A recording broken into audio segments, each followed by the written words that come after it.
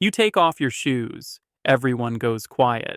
Then it hits, that sour, sweaty, almost cheesy punch to the nose. But why? Why do our feet, not our hands, not our face, carry the worst smells on our body?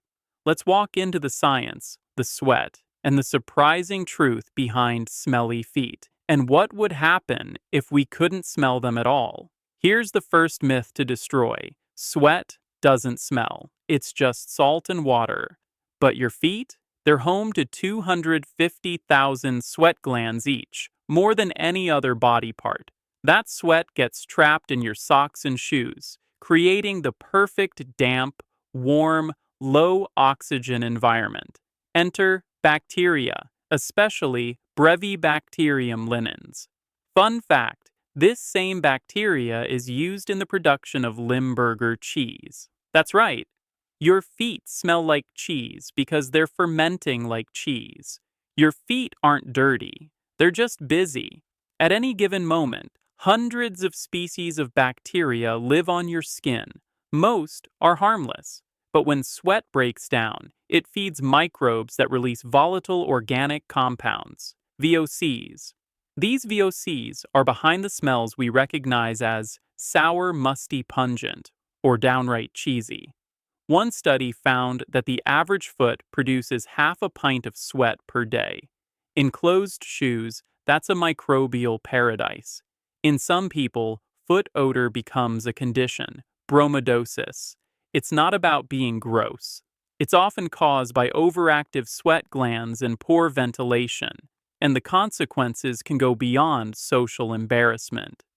Prolonged exposure to wet, bacteria-laden socks can lead to athlete's foot, a fungal infection, toenail fungus blisters, calluses, and skin breakdown. Left unchecked, it can even open the door to more serious bacterial infections, especially in diabetics or people with poor circulation. Let's flip it. What if we couldn't smell foot odor at all? Seems like a blessing, right?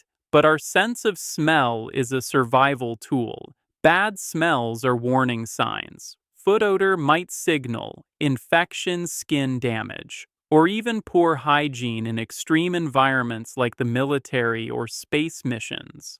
In World War I, trench foot from wet enclosed boots caused mass infections. Modern militaries now require soldiers to rotate socks and dry boots to avoid bacterial buildup. If we couldn't smell danger, we might not notice until it's too late.